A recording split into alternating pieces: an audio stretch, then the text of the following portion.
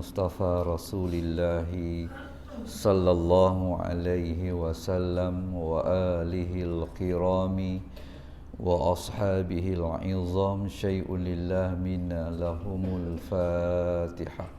A'udzubillahi minasyaitonir rajim. Alhamdulillahirabbil alamin. Iyyaka na'budu wa iyyaka nasta'in. Shiratal ladzina an'amta 'alaihim ghairil maghdubi 'alaihim waladdallin. Bismillahirrahmanirrahim. Alhamdulillahirabbil alamin. Wassalatu wassalamu ala asyrafil anbiya'i wal mursalin wa ala alihi wa sahbihi ajma'in. Allahumma aftah alaina hikmataka wanshur alaina min khazaini rahmatika ya arhamar rahimin. Walhamdulillahi rabbil alamin. Assalamualaikum warahmatullahi wabarakatuh. Innal hamdalillah asyhadu an la ilaha illallah wa asyhadu anna Muhammadan abduhu wa rasuluh. Allahumma salli ala Sayyidina Muhammad wa ala alihi wa ashabihi wa man da'a bida'watihi ila yaumil qiyamati la raiba fihi. Subhanaka la ilma lana illa ma 'allamtana innaka antal alimul hakim. Wala haula wala quwwata illa billahil aliyyil azim. Rabbi shrah li sadri wa yassir li amri wahlul 'uqdatam min lisani yafqahu qawli. Rabbi yassir wa la tu'asir ya karim bi rahmatika ya arhamar rahimin. Radina billahi rabba wa bil islami dina wa bi Muhammadin sallallahu alaihi wasallam nabiyya wa rasula amma ba'. Yang saya kasihi Tuan Pengerusi Surau Ihsaniyah,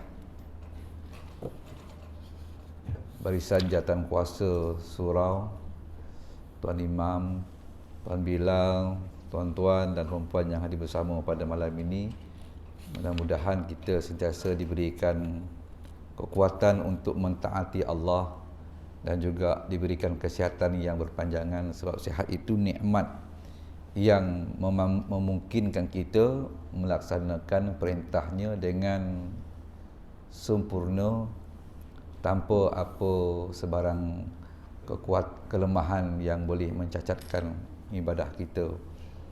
Alhamdulillah, pada malam ni kita masih lagi tajuk kita dalam bab rajin di dalam ketaatan, muka surat 954. Bismillahirrahmanirrahim. Nanti apa tadi sepanjang, nanti termasuk akan datang tajuk baru pula. Bismillahirrahmanirrahim, muka surat 954, barisan yang paling bawah. Maka seharusnya seseorang mengerti nilai hidupnya. Kita mesti tahu nilai hidup kita. Nilai hidup yang paling tinggi ialah ketaatan kepada Allah. Itu maksud dia yang disebut oleh Syekh ini. Jadi kita mesti tahu untuk menilai hidup kita, bukan umur panjang, bukan umur pendek, bukan maknanya dia kaya, bukan itu berpangkat, berjawatan, tapi nilai hidup letaknya pada neraca ketaatan. Jadi maka seharusnya seseorang itu mengerti nilai hidupnya. Apa nilai dia? Ketaatan. Ini nilai dia. Allah tak pandang kita segak ke, handsome ke, apa ke, kita kaya ke, sebab Allah lagi maha kaya. Tapi Allah nilai kepada kekuatan kita dalam bab mentaati Allah dan mempergunakan tiap saat yang tiba padanya. Menggunakan tiap saat yang tiba padanya. Saat yang tiba pada kita, apa bentuk ibadah yang perlu kita laksanakan. Tiba waktu zuhur, itulah saat yang tiba pada kita, yang kita kena lakukan ketaatan menunaikan sembahyang fardu zuhur. Begitulah Ramadan, begitulah yang lain-lainnya. Dan bertanya bagaimana keadaanku di hari lain. Juga dia sentiasa melihat, tanya diri dia macam mana keadaannya di hari-hari lain. Ini dipanggil sebagai muhasabah. Muhasabah menghitung, menilai dirinya. Menghitung, menilai dirinya daripada apa? Bukan status ekonomi, tapi menilai, menghitung keadaan diri dari status ketaatan. Ya, sebab seseorang itu berbeza-beza ketaatan dia. Lalu memikirkan penyesalan orang-orang yang telah mati. Ya, penyesalan. Mereka ingin kembali hidup kesedar untuk sembahyang 2 rakaat. Mereka nak kembali hidup sekadar boleh buat 2 rakaat pun jadilah. Dah pergi ke alam barzakh, nak hidup semula. Sebab dulu nilai ibadah, nilai taat dia tak dapat dibuat dengan baik. Jadi nilai itu kurang. Jadi dia mengharapkan, orang yang mati ni mengharapkan boleh kembali ke dunia walaupun hanya sekadar 2 rakaat. Kan? Sekarang ni bukan 2 rakaat tuan-tuan. Kita sekarang ni, kan? Bukan rakaat je tu. Macam-macam kita boleh buat, kan? Atau sekadar membaca. Kalau tak boleh pun nak kembali dunia semula balik, sekadar 2 rakaat, bagi jugalah. Walaupun hanya sekadar membaca La ilaha illallah. Lagilah. La ilaha illallah. Dan kini kamu sedang mengecapi itu. Kini kita ni, Syekh ni kata, orang yang mati nak kembali ke dunia balik sebab nak tunjukkan taat dia. Taat itu nilai diri dia, walaupun sekadar 2 rakaat pun jadilah.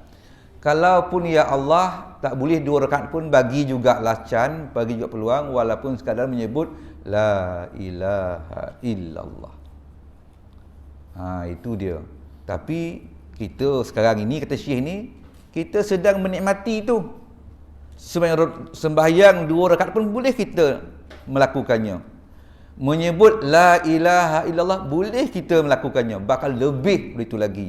Baca Quran pun boleh, Qiyamul Lail pun boleh. Sekarang ni kita yang berada di surau ni sedang menikmati apa yang diharap dalam kubur. Kita sebenarnya sedang menikmati apa yang diharapkan itu. Bahkan lebih lagi. Bukan 2 rakaat. Boleh kita lakukan beberapa rakaat. Maka kata Syekh, rajin-rajinlah dalam ibadah sebelum tiba waktu penyesalan itu. Jadi kita ni belum tiba lagi waktunya. Kita masih lagi dapat menikmati yang dikatakan hidup. Abu Lais berkata, mengejar ajal bererti bersiap-siap dengan amal soleh. Dalam nilai pendekatan yang dibawa oleh Abu Lais As-Samarkandi ini, makna mengejar ajal, orang tu kejar ajal dia kejar. Patutnya lari, kan? Ajal datang kita lari, tapi memang tak dapat nak larilah. Tapi ini pelik Syekh ni. Ajal datang dia kejar lagi. Satu benda yang sangat satu benda yang sangat bertentangan. Ajal makin dekat, kalau boleh kita nak makin jauh. Tapi Syekh dia kata, maksud mengejar ajal datang terkejar dia, iaitu bersiap-siap dengan amal soleh. Lari memang tak boleh. Nak lari mana? Tuan-tuan, kan? Nak lari mana? Tak dapat nak lari, tuan-tuan, kan? Jadi nak tunggu. Hidup seorang mukmin bukan menunggu. Orang mukmin bukan menunggu ajal. Syekh dia kata, bagi macam mana? Kita kena kejar ajal tu. Wah, dahsyat ni luar biasa. Kita yang hidup ni dalam surau ni kena kejar ajal tu. Dia datang makin hampir, patut tak payah kejar, tunggu je lah. Tak, mukmin tak begitu. Mukmin dia datang ajal makin dekat, kita kejar dia. Dengan apa? Dengan kita bersiap-siap dengan amal salih. Dan menjauh dari larangan-larangan Allah.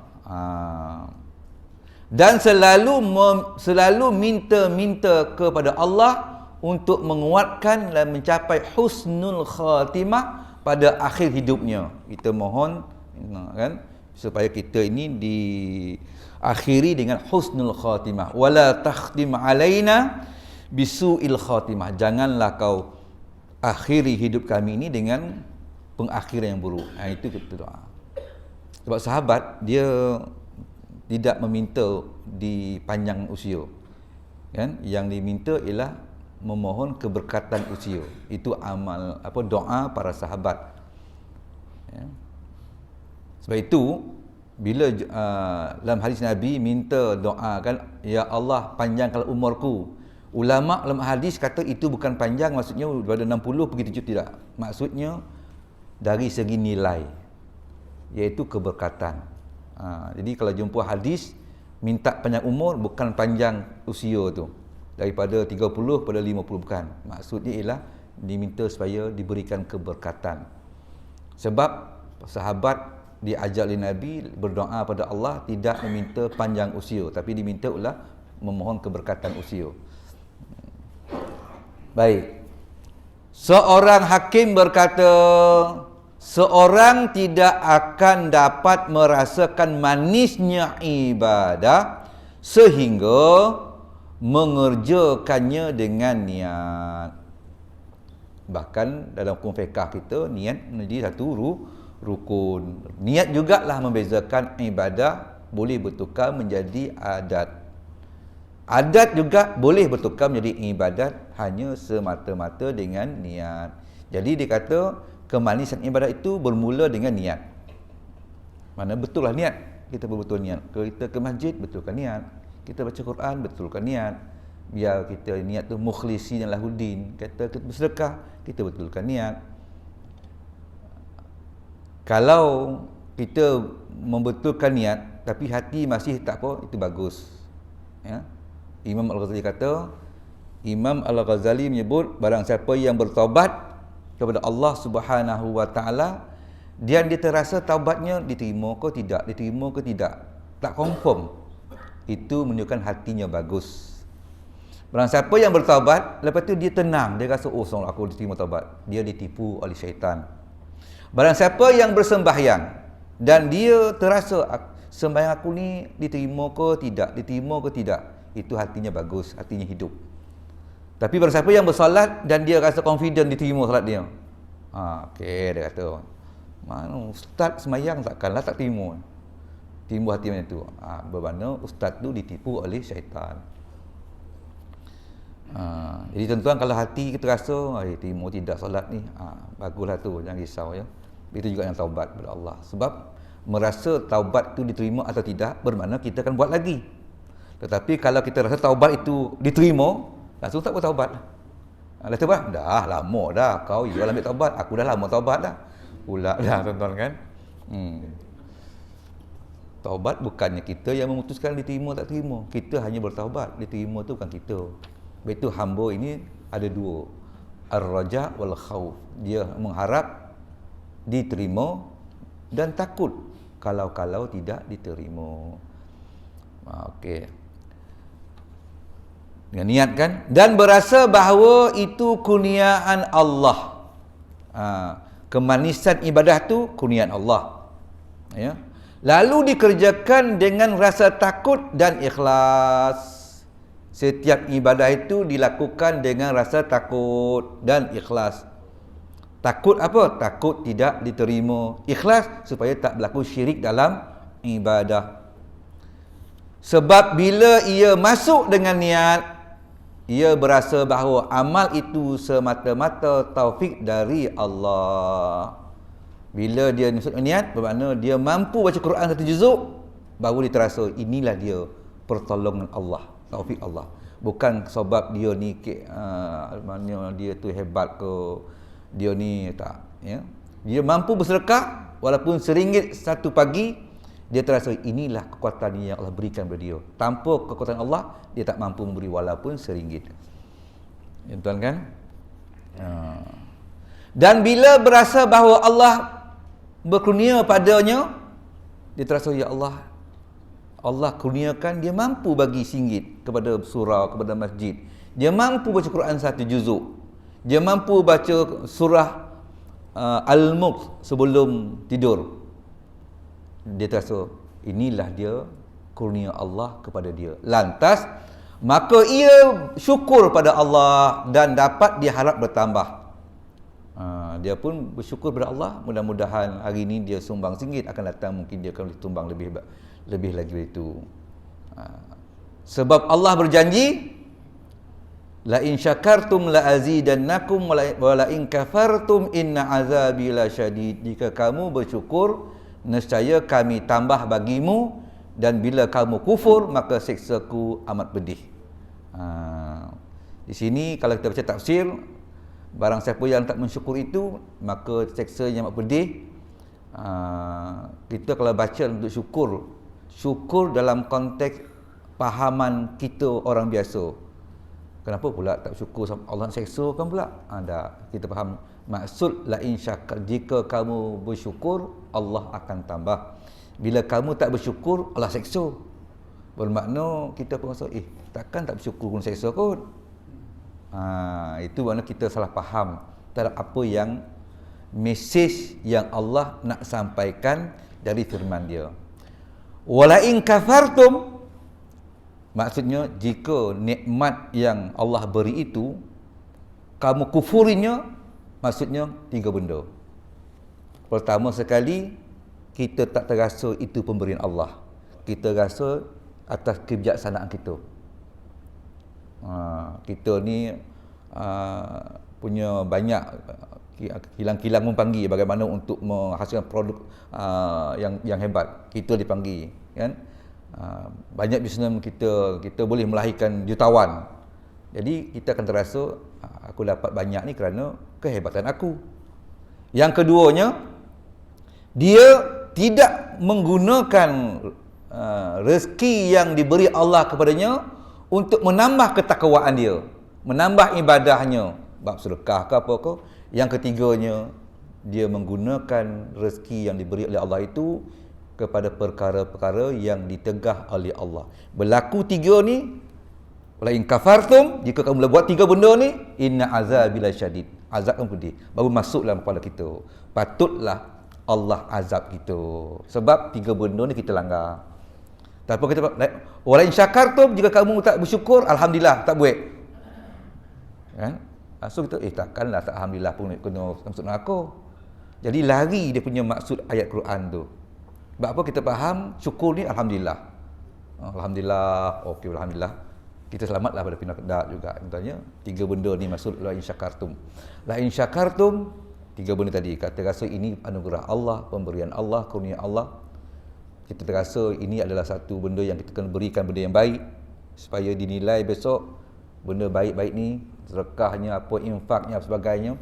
Dan yang ketiganya, kita kawal jangan terkeluar mengalir pada benda-benda yang ditegah oleh Allah. Dia ulat la in syakartum, jika kamu syukur la azidannakum, kalau tambahlah bila 3 benda kita buat. Tapi bila kita kufur, tinggal 3 benda ni, inna azabi lasyadid, seksa Allah tu amat pedih. Maknanya baru kita faham, maknanya kena jaga 3 benda ni supaya kita tidak diseksa oleh Allah Subhanahu wa taala. Kemudian dia kata, dan bila dilakukan dengan rasa takut pasti diterima oleh Allah. Ingat, Allah ada janji dia, bila siapa yang melakukan ibadah dengan rasa takut, mengharap diterima, takut tak diterima, maka Allah akan terima. Kan? Sesungguhnya Allah tidak mensia-siakan pahala orang yang berbuat sebaik-baiknya. Sebaik-baik, kenapa jawab sebaik-baiknya? Sebab dia takut. Kan? Dia buat sebaik-baiknya sebab dia takut. Kalau tak betul-betul kan susah. Kan? Lainlah kita bagi yang tolu kan. Yang tolu anak tunggu kat meja kita goreng macam mana pun. Tapi jangan suami dia ada KPI telu dia. Yang tolu tu yang goreng benar biar basah sikit dia. Orang boleh susah batu pula kan. Lepas tu goreng masa kebau pula dia kata kuning tu jangan pecah dan jangan korek. Macam mana? Api tu kena kuek dia tu. Sebab sudah orang rumah kuek pula macam mana lah api ni. Jadi tiba-tiba korek juga kuning tu. Dah marah dia. Macam mana lah kau goreng talu kuning lah korek ni dia. Susah lah kan. Sebab apa tu? Sebab nak sebaik-baiknya. Dan bila dilakukan dengan ikhlas, pasti diterima oleh Allah. Dan tandanya akan mendapat taufik untuk berbuat yang lebih tinggi. Taufik. Bukti Allah terima kita apabila kita terasa terangsang nak buat benda baik yang lain-lain pula. Itu bukti kita. Allah beri juga satu bayangan, pembayang bahawa amal kita itu diterima dengan cara kita terangsang nak buat benda baik yang lebih lagi pada itu, ya. Dan tanda bahawa seseorang itu telah tertipu ada 3 macam. Kita tengok sama-sama. Kita dah banyak kali beribadah, rupa tertipu. Yang pertama, mengumpulkan apa yang tidak berguna baginya. Mengumpulkan apa yang tidak berguna baginya. Ini bukan bersih buruk tuan-tuan ya. Bersih buruk berguna. Adik saya sampai dia beli alat tu. Alat tu nak cari bersih buruk. Kau apa ni Lim? Sebab dia kawan dia cari dia banyak pek omeh dia kata. Oh, hai. Sekali dia pun pergi dengan kawan dia dekat jeram apa ke Jelebu tu, daripada Seremban ke Jelebu jam tui. Itu dia pergi dengan kawan dia. Jumpa betul cincin sebontuk. Gali tengok jumpa cincin dalam pasir tu. Adik saya pun lang dia kata, jumpa cincin lah, macam mana ni, boleh tak kan jual dah. Saya kata hukum fiqh ada situ. Kalau kau jumpa batu omeh seketul tak apa, kau sentuh lah. Jumpa sekotul, pasal tisu kan sekotul omeh, sekotul. Tak apa. Hukum fiqh kita ambil lah. Cuma dah tipu nak abang dia, kena share lah. Tapi jumpa cincin. Jeram tu adalah jeram tempat orang mandi tu kan. Saya kata, Lin, bila kau jumpa tu, pada kau adanya pilihan. Pilihan pertama, maknanya kau cari siapa iklankan. Dia kata, macam mana nak jumpa orang tu pun dah lupa dah tu. Dia kata, betul juga. Orang yang mandi dah lupa dah. Dia terbenam dalam pasir tu kan. Alat itu dia ada. Alat tu tak ada korek jumpa. Kemudian tu, saya kata, okey lah, tak apalah. Pilihan kedua, engkau pergi gadaikan. Dan duitnya bagi kepada Baitumal. Habis tu, untuk saya macam mana dia kata. Dia risau dia tu, dia mencari kan. Pergi gadai dapat duit. Tapi duit tu, boleh, dia kata. Boleh ambil sekadar nilai menjaga emas itu. Daripada kau jumpa, sampailah kepada kau gadai, kau boleh ambil nilai hak menjaga. Berapa kadar-kadar yang sesuai. Jangan pula kau pergi 250 pula. Dapat 300, kau tu sangat, antara tu sangat tak boleh. Ambil kadar. Apa kadar dia? Mungkin minyak kereta kau, masa kau kata RM7. RM7 kau ambil. Yang baki pulang ke batu mal. Penyelesaian dia. Tak boleh ambil semua tak boleh, saya kata. Kecuali jumpa seketul tu tak apa. Kan? Yang tu, ini maksudnya ialah dia kata mengumpulkan apa yang tak berguna, maknanya dia buat benda-benda yang tak ada manfaat. Min husnil Islam tarku ma la ya'nihi. Nabi sebutlah hadis dia. Antara orang Islam yang terbaik itu dia meninggalkan perkara yang tak bermanfaat. Tak ada dia ambil benda-benda yang tak kan? Dia tak ada mengumpulkan benda-benda perkara yang tak ada manfaat. Tapi dia akan cuba lihat benda yang hanya boleh mendatangkan manfaat saja. Yang kedua, bertambah-tambah dosanya sehingga membinasakannya. Taubat tak juga, tapi dosa tambahan. Dan yang ketiga, meninggalkan amal yang dapat menyelamatkannya.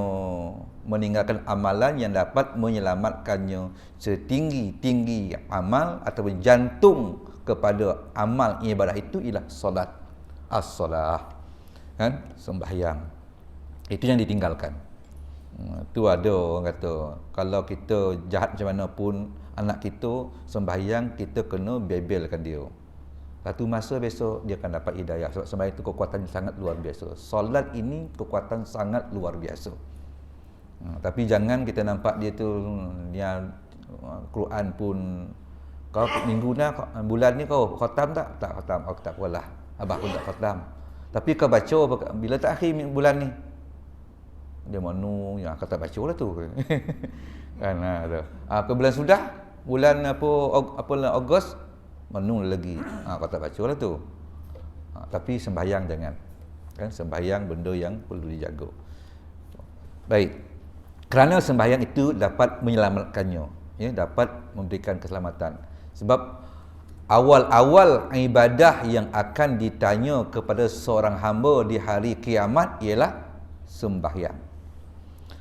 Kemudian dia kata, dan tandanya orang yang menghadap kepada Allah itu juga 3. Mana orang yang mana hatinya dah mula cinta kepada Allah. Mana dia memang ingat kepada Allah.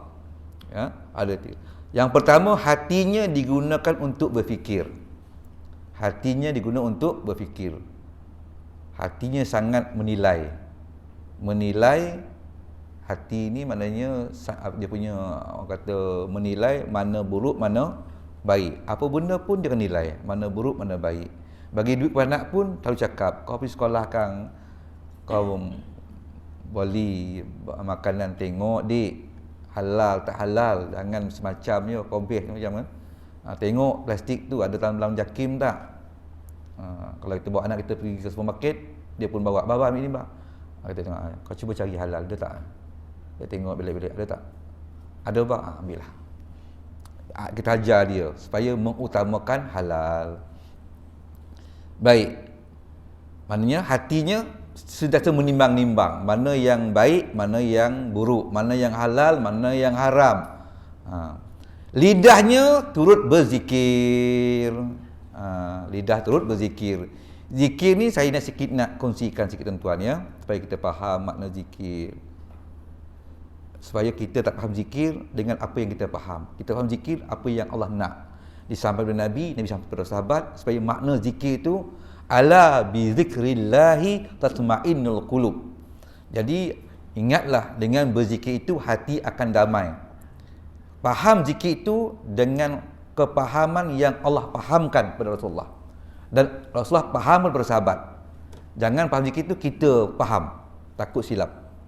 Okey, zikir ini maknanya dia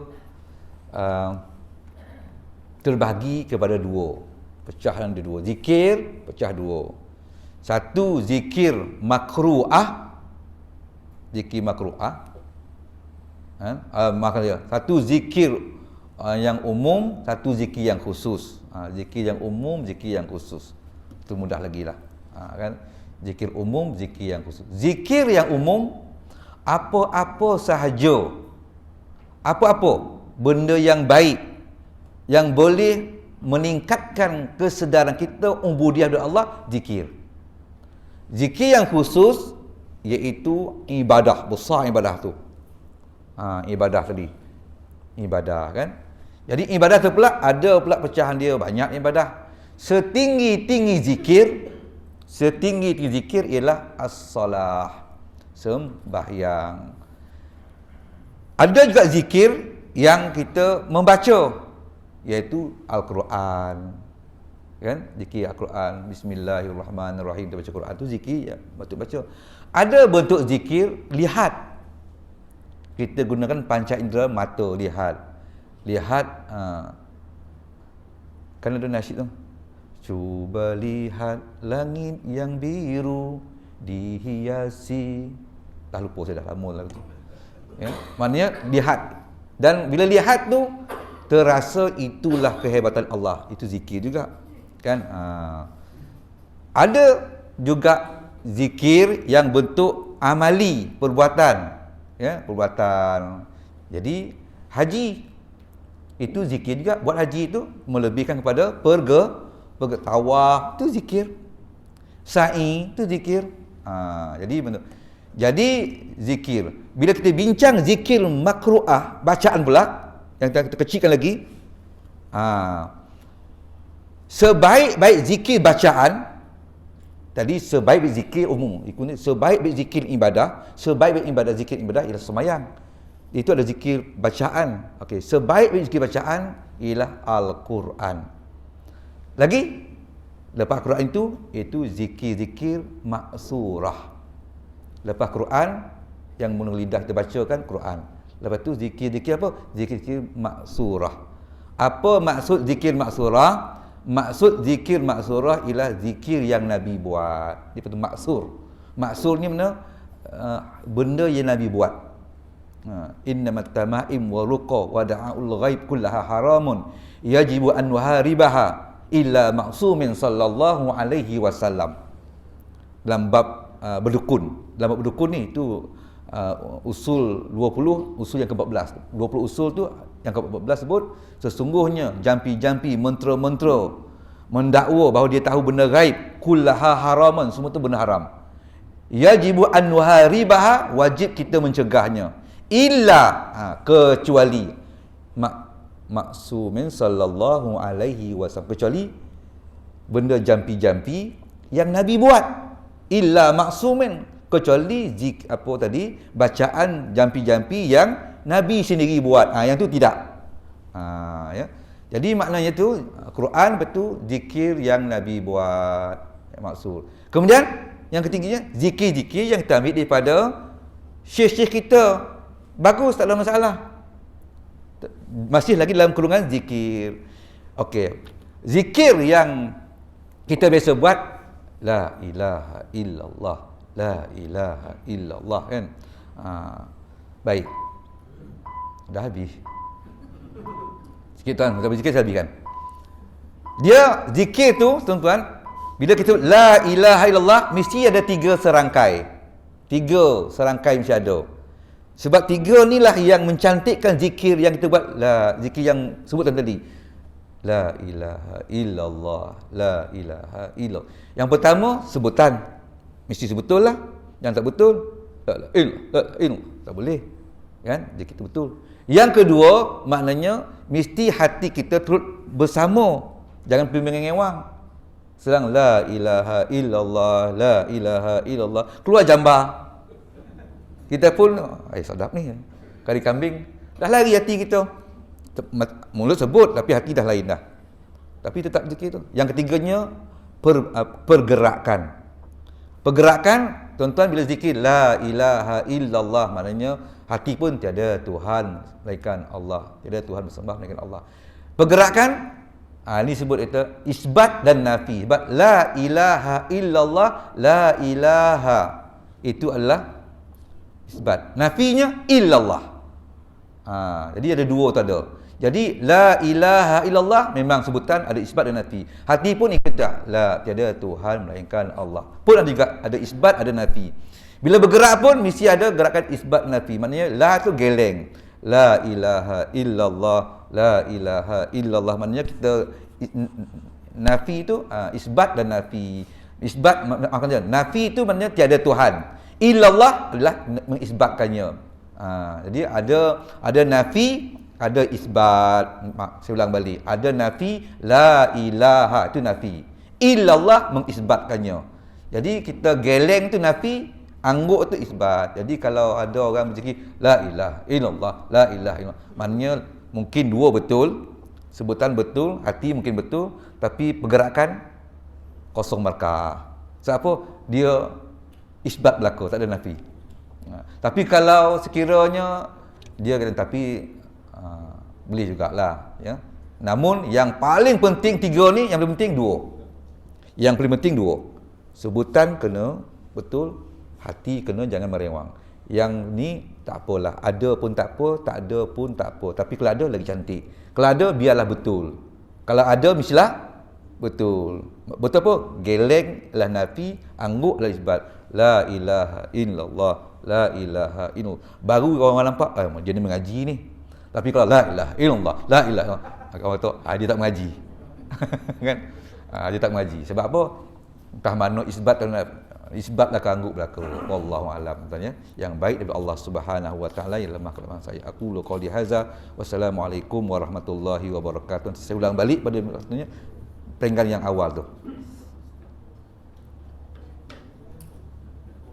Bismillahirrahmanirrahim. Alhamdulillahirabbil alamin. Wassalatu wassalamu ala asyrafil anbiya'i wal mursalin wa ala alihi wa sahbihi ajma'in. Allahumma zidna ilman nafi'an wa qalban khashian wa ibadatan mutaqabbalan bi rahmatika ya arhamar rahimin. Walhamdulillahirabbil alamin.